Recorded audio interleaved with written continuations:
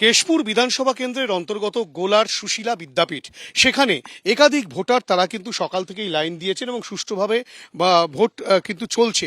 এখনো পর্যন্ত যে চিত্র দেখা যাচ্ছে যে স্কুলের সামনের যে মূল গেট, সেই গেটের বাইরে প্রচুর ভোটার দাঁড়িয়ে রয়েছেন এবং সেই গেটের সামনে কিন্তু একজন কেন্দ্রীয় বাহিনীর জওয়ান রয়েছেন, যেই কেন্দ্রীয় বাহিনীর জওয়ান কিন্তু গোটা বিষয়টি খতিয়ে দেখে তারপরেই কিন্তু ভোটারদেরকে ভেতরে প্রবেশের নির্দেশ দিচ্ছেন এবং তারপরে যে দুটি বুথ রয়েছে সেই বুথে কিন্তু ভোটাররা যাচ্ছেন এবং তারা তাদের ভোটদান করছেন।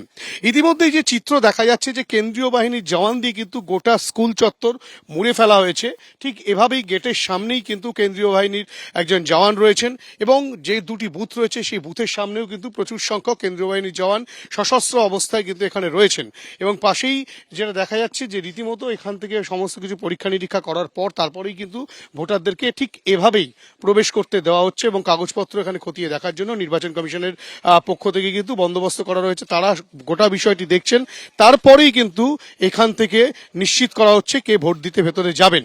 এবং সবচেয়ে বড় বিষয়, এই ভোটারদের কিন্তু আশ্বস্ত করার জন্য, সুষ্ঠুভাবে ভোট দেওয়ার জন্য নির্বাচন কমিশন যা যা পদক্ষেপ গ্রহণ করেছে তার মধ্যে একটা নিরাপত্তার বিষয়টি কিন্তু একেবারে আঁটোসাঁটো করা হয়েছে। কেন্দ্রীয় বাহিনীর জওয়ান যেমন রয়েছেন, তার পাশাপাশি পুলিশের নজরদারি রয়েছে, নির্বাচন কমিশনের নজরদারি রয়েছে।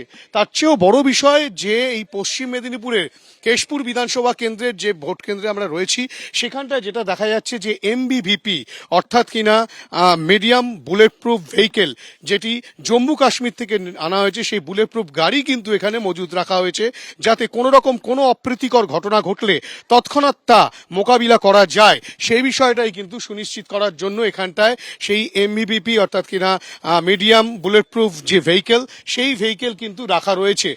দেখা যাচ্ছে টোটো করে কিন্তু ভোটারদের নিয়ে আসা হচ্ছে এবং তৃণমূলের ব্যাচ এখানে রয়েছে। এই কাদের নিয়ে আসছেন? যারা বয়স্ক মানুষ, আমাদের গ্রামের মহিলা হাঁটতে পারছে না, আরও অনেক আছে, তাদেরকে নিয়ে আসছে। কোথা থেকে নিয়ে আসছে? জামাপাড়া, আমাদের গ্রাম থেকে। এটা কি দলের পক্ষ থেকে তো হচ্ছে নাকি? একদম দলের পক্ষ থেকেই হচ্ছে। পয়সা লাগে না, এমনি নিয়ে আসছি। পয়সা লাগছে না? না, পয়সা লাগছে না। আমাদের যে মন্ত্রী আছে আকুর রহমান, ওনারই উদ্যোগে এটা আমাদের টোটোটা দেওয়া হয়েছে বয়স্ক মানুষদের জন্য।